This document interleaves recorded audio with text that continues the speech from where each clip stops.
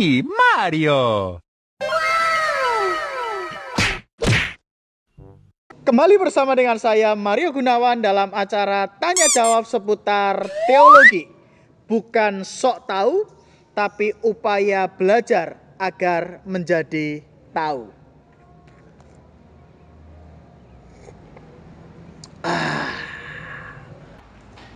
Selamat malam Bapak Ibu dan Saudara. Sebelum kita memulai diskusi kita pada malam hari ini, kita akan berdoa untuk memohon pimpinan dan pertolongan Tuhan. Mari kita berdoa. Tuhan, terima kasih kami masih boleh mendalami pertanyaan-pertanyaan seputar teologi yang akan melengkapi pemahaman kami di dalam hidup beriman ini. Kami menyerahkan proses belajar malam hari ini di dalam pimpinan dan pertolongan Tuhan. Anugerahkanlah kami hati yang rendah, hati yang mau terbuka dan mau belajar tentang kebenaran firman-Mu. Berkati Tuhan agar setiap kami diperlengkapi satu sama lainnya. Demi Yesus Kristus kami memohon dan berdoa. Amin. Sebuah lagu yang akan menolong kita untuk mempersiapkan diri kita sebelum kita memulai pokok pembelajaran atau diskusi kita malam hari ini.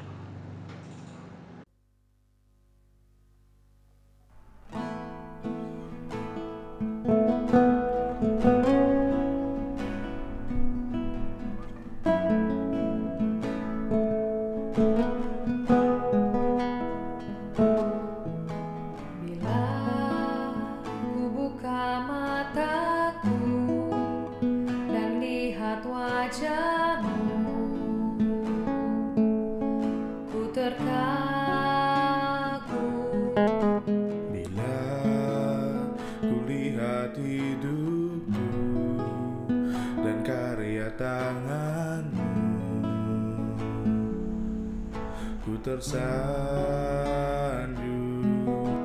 karena semua yang baik dalam hidupku, itulah karyamu.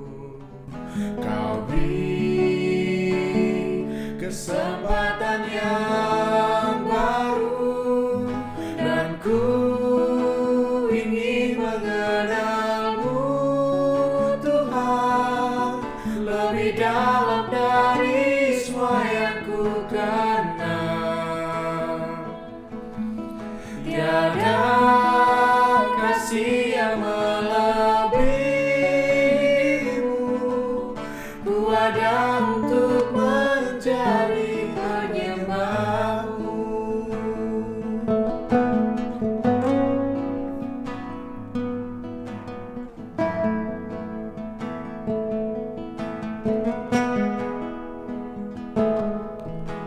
Bila ku buka mataku dan lihat wajahmu, ku terkagum. Bila ku lihat hidupku dan karya tanganmu, ku tersanjung karena semua yang baik dalam hidupku, itulah karyamu. Kau beri kesempatan yang baru dan ku ingin mengenalmu Tuhan lebih dalam dari semua yang ku kenal. Tiada kasih yang melebihimu,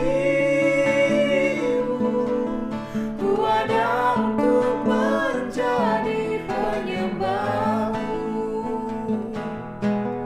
dan ku ingin mengenalmu Tuhan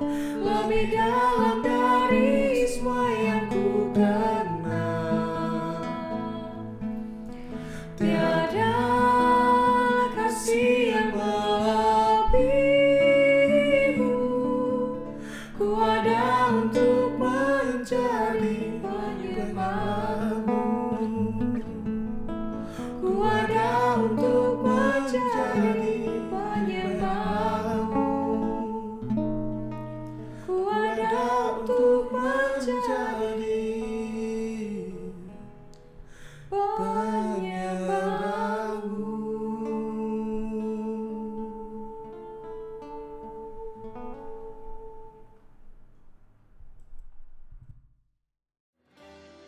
Nah, dalam episode kali ini kita akan membahas dua pertanyaan yang masuk.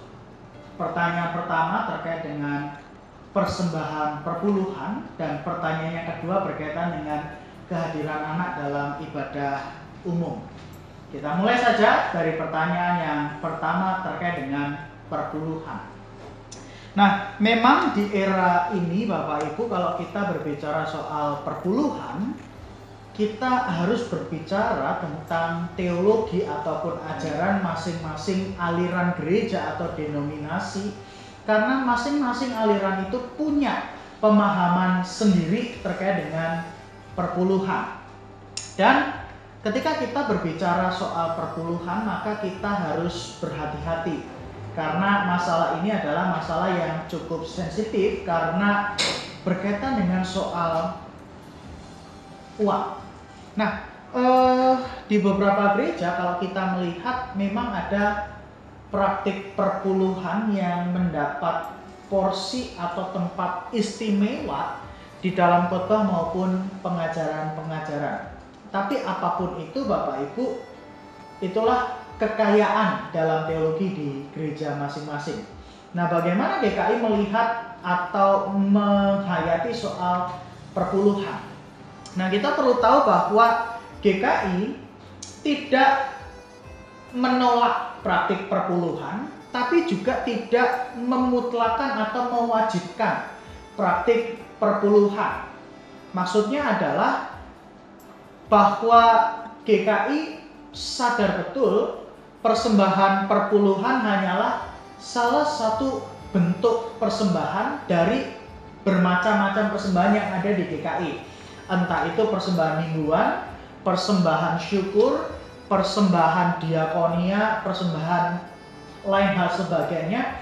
Bahkan juga GKI dengan sadar betul melihat persembahan itu tidak hanya dalam bentuk uang, tapi juga bisa dalam bentuk tenaga, waktu, pikiran, dan semua bentuk persembahan itu adalah kesatuan wujud, yaitu pemberian diri kita, baik sebagai ungkapan syukur atas segala berkat Tuhan maupun juga wujud ketaatan dan kasih kita kepada Tuhan Sang Pemilik kehidupan. Jadi spirit dari persembahan itu sekali lagi bukan pada jumlah atau persentasenya, melainkan pada ketulusan dan kerelaan hati kita dalam memberikan persembahan yang bersumber pada rasa syukur. Saya yakin bahwa kalau Bapak Ibu dan Saudara bersyukur dengan apa yang diberikan Tuhan dalam kehidupan kita, maka tanpa dipaksa pun kita akan memberikan apa yang memang kita berikan untuk Tuhan. Nah, bagaimana dengan Maleakhi 3 ayat yang ke-10? Teks yang seringkali dikutip untuk memutlakan atau mewajibkan perpuluhan. Nah, saya mau menafsirkannya begini Bapak Ibu. Kalau Maleakhi 3 ayat yang ke-10 ditafsirkan sebagai sebuah ketetapan atau regulasi yang mengatur dan mewajibkan persembahan perpuluhan, maka persembahan hanya dipahami sebatas transaksional. Artinya ada kemungkinan Maleakhi 3 ayat yang ke-10 ditafsirkan seperti demikian. Kalau kita memberi banyak kepada Tuhan, maka percayalah bahwa Tuhan akan mengembalikannya berkali-kali lipat. Dan inilah yang sering kita lihat atau dengar di khotbah-khotbah tertentu yang mengatakan bahwa kalau kita memberi banyak, maka kita akan mendapatkan berkali-kali lipat yang dikembalikan oleh Tuhan. Dan kalau sudah pemahamannya begitu, maka ini menjadi sebuah problem. Karena persembahan bukan lagi sebagai sebuah ungkapan syukur, tapi melainkan menjadi sebuah alat suap agar Tuhan memberi kita lebih banyak daripada apa yang kita berikan. Nah, oleh karena itu Maleakhi 3 ayat yang ke-10 mesti ditafsirkan dengan cermat sesuai dengan konteksnya. Kalau Bapak Ibu melihat Maleakhi 3 ayat yang ke-10, maka ayat ini tidak berdiri sendiri.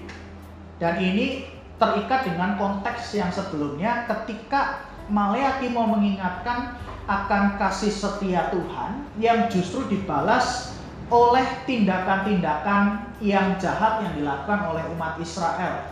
Baik itu pencemaran dalam ibadah, pencemaran oleh imam-imam, maupun juga pencemaran dalam perkawinan. Dan pencemaran-pencemaran ini yang mendatangkan murka Allah. Dan ketika di Maleakhi 3 ayat 6 sampai yang ke-12, maka teks ini sesungguhnya sebagai sebuah pengingat bagi umat Israel akan kasih setia Allah.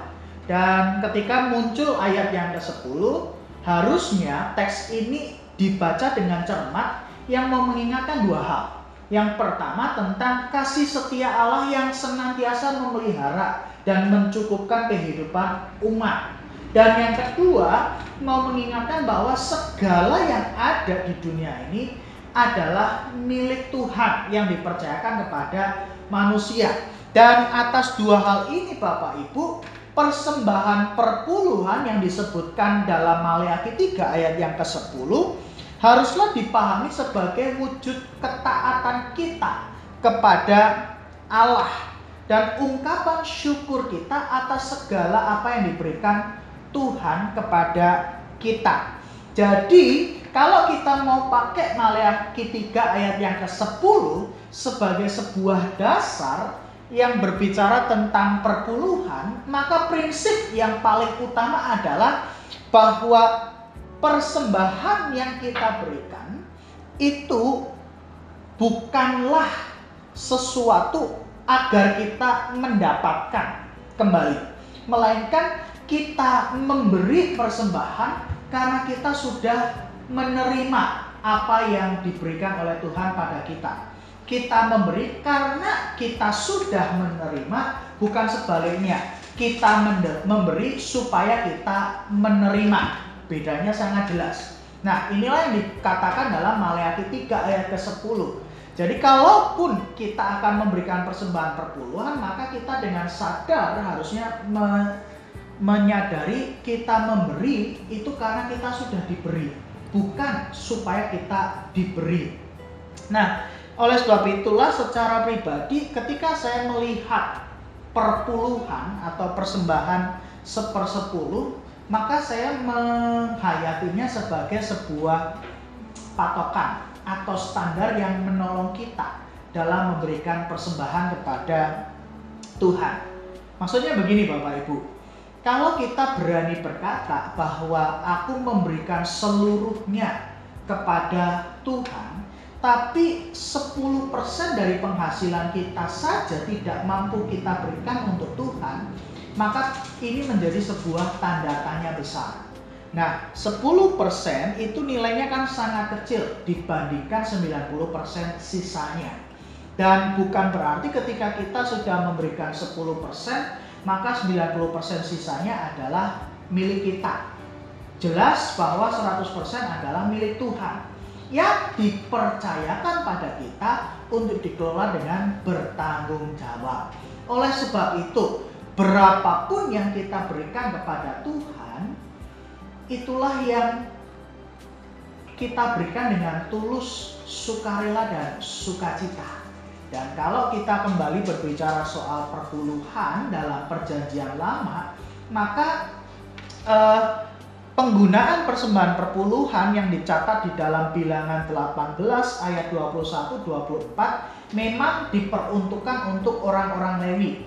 para imam maupun para pelayan ibadah di rumah Tuhan. Dan itu disebabkan karena orang-orang Lewi tidak mendapat hak milik pusaka, dan hidup mereka akhirnya harus dijamin dipelihara melalui persembahan perpuluhan yang diberikan oleh umat Israel. Dalam praktik lain, misalnya Ulangan 14 ayat 28 sampai 29, ternyata tidak hanya orang-orang Lewi. Persembahan perpuluhan yang diberikan umat juga dipakai untuk memelihara kehidupan orang asing, anak yatim, dan janda-janda miskin. Apa artinya? Dalam praktik persembahan perpuluhan di Perjanjian Lama, persembahan perpuluhan yang diberikan umat itu dipakai untuk tanggung jawab sosial, yaitu memelihara dan mencukupkan kehidupan umat yang memang membutuhkan. Dan itulah yang disebutkan Paulus di dalam 2 Korintus 8 ayat yang ke-14. Kelebihanmu mencukupkan kekurangan mereka, dan kelebihan mereka mencukupkan kekurangan kamu, supaya ada keseimbangan. Jadi dalam praktik Perjanjian Lama, persembahan perpuluhan diberikan agar terjadi keseimbangan, yaitu hidup yang saling memelihara, saling menopang, saling mengasihi satu dengan yang lainnya. Nah, itu berarti dalam praktik gereja masa kini seharusnya, kalaupun ada gereja-gereja yang mempraktikkan dan mewajibkan persembahan perpuluhan, maka pesan utamanya adalah jangan sampai menjadikan persembahan perpuluhan sebagai alat untuk memperkaya diri sendiri. Kalaupun mewajibkan persembahan perpuluhan, maka persembahan perpuluhan juga harusnya dikelola dengan bertanggung jawab dan bijaksana, sehingga kita sebagai gereja maupun hamba-hamba Tuhan dapat mempertanggungjawabkannya di hadapan Tuhan dan juga sesama. Jangan sampai lalu memperkaya diri sendiri dan kemudian kita lupa akan tanggung jawab sosial kita kepada sesama kita. Nah, itulah Bapak Ibu penjelasan terkait dengan persembahan perpuluhan. Bahwa kita mesti sadar, gereja kita GKI tidak memutlakkan, tapi juga tidak menolak. Artinya mereka yang mau memberikan persembahan perpuluhan dipersilakan, yang tidak tapi memberikan persembahan dalam bentuk lain juga diperbolehkan. Hanya saja bagi kita perpuluhan itu hanya sekedar standar atau patokan yang menolong kita dalam memberikan persembahan perpuluhan. Yang jelas adalah semua persembahan apapun bentuknya diberikan untuk kemuliaan nama Tuhan dan sebagai wujud ungkapan syukur dan ketaatan dan cinta kasih kita kepada Tuhan Sang Pemilik segala sesuatunya. Itu terkait dengan persembahan perpuluhan. Pertanyaan yang kedua berkaitan dengan kehadiran anak dalam ibadah umum. Pertanyaannya begini Bapak Ibu, apakah kehadiran anak-anak dalam ibadah itu dikategorikan mengganggu? Beberapa gereja kalau ibadah memberikan tempat sendiri untuk anak-anak agar tidak mengganggu berjalannya ibadah. Tapi di dalam penjelasan yang lain, Tuhan melarang murid-muridnya untuk mengusir anak-anak karena mereka yang mempunyai kerajaan surga. Bagaimana penjelasannya? Nah, pertanyaan ini cukup dilematis. Mengapa? Saya menduga bahwa pertanyaan ini muncul atas kegelisahan yang dirasakan oleh orang tua muda yang memiliki anak-anak kecil ketika beribadah. Kalau membawa anaknya beribadah, maka takut mengganggu yang lain. Kalau ditinggal di rumah ya tidak ada yang menjaga, ataupun kalau ada yang menjaga ya tetap khawatir dan tidak tenang beribadah. Maka beberapa keluarga yang pernah saya temui mengatakan dengan jujur lebih baik mereka tidak beribadah, nunggu sampai anaknya besar sehingga bisa diatur dan bisa diam baru mereka akan beribadah, daripada mereka beribadah lalu mengganggu orang lain. Dilematis memang, tapi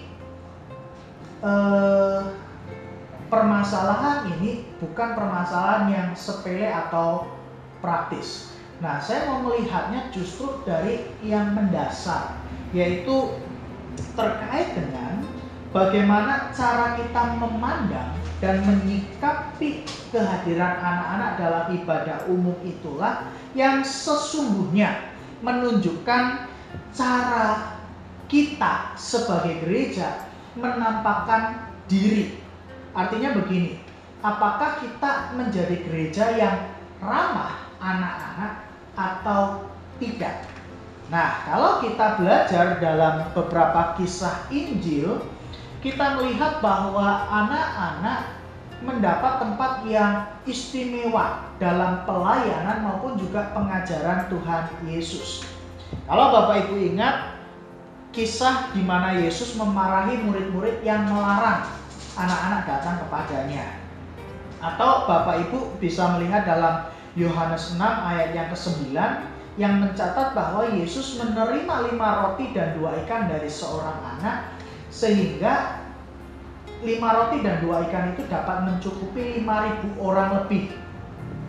Atau Matius 18 ayat 1-5, kisah perdebatan murid-murid yang berdebat tentang siapa sih yang terbesar dalam kerajaan surga. Yesus lalu memanggil seorang anak, menempatkannya di tengah murid-murid dan memakai anak-anak sebagai ilustrasi atau media untuk mengajarkan murid-muridnya.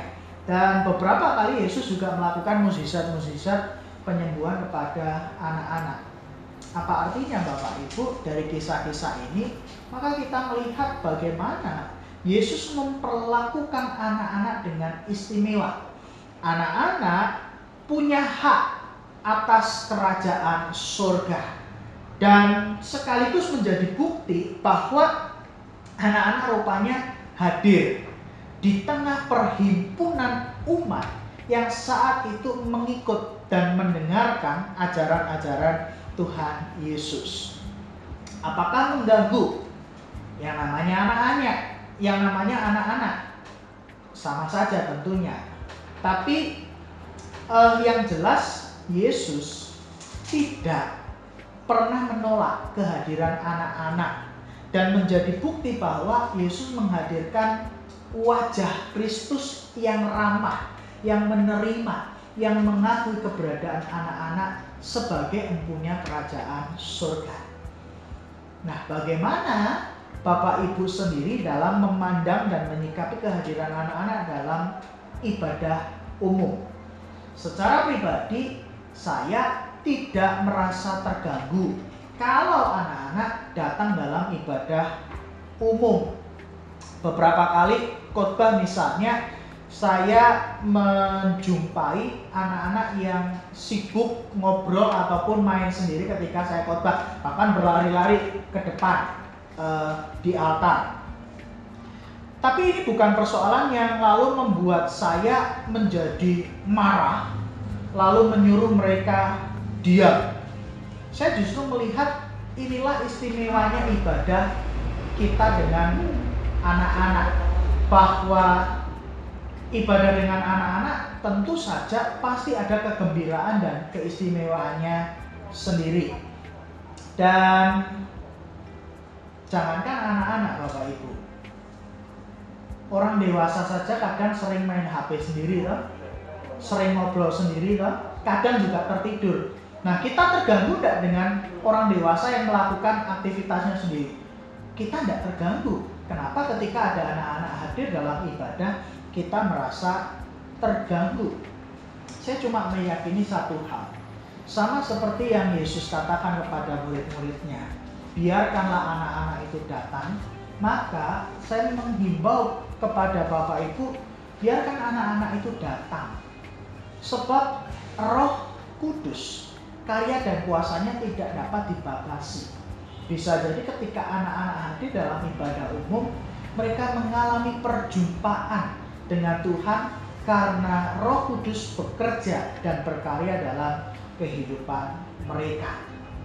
Yang penting di sini adalah ketika anak-anak hadir dalam ibadah umum, kita sebagai orang dewasa, kita perlu bijak dan bertanggung jawab. Secara khusus para orang tua. Bukan berarti lalu ketika wajah gereja ramah kepada anak, orang tua dengan enteng sudah membiarkan anak-anak main, lalu bertindak sesukanya sendiri sehingga mengganggu yang lain. Tentu tidak. Dalam ibadah gereja mula-mula kehadiran anak-anak pun ada.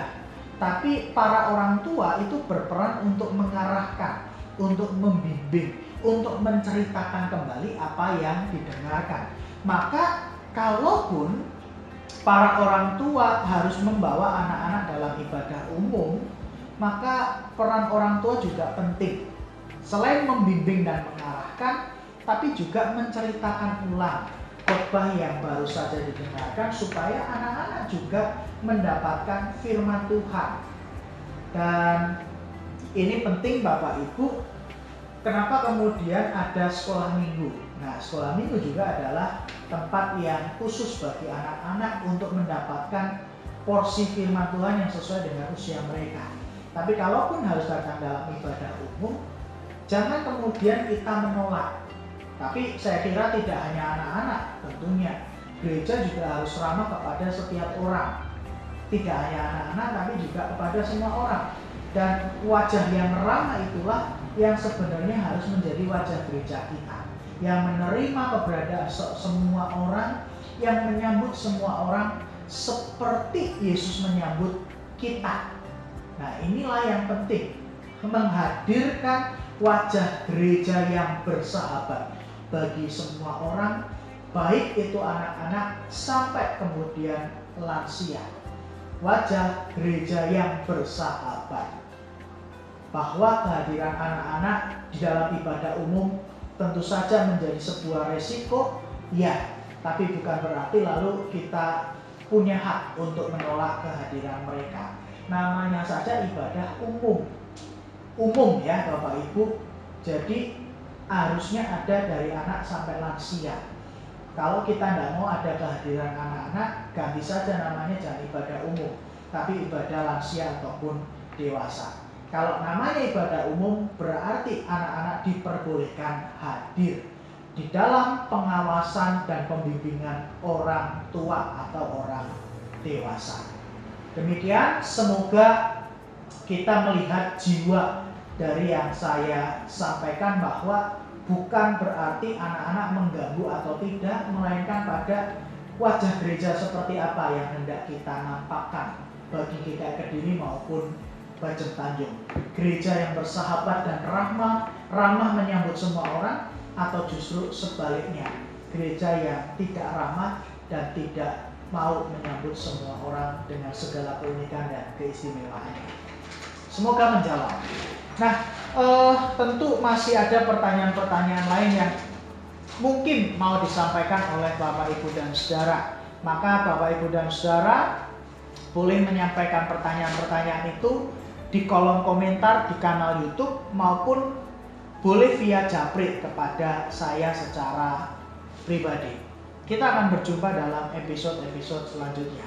Tuhan memberkati kita semua. Amin.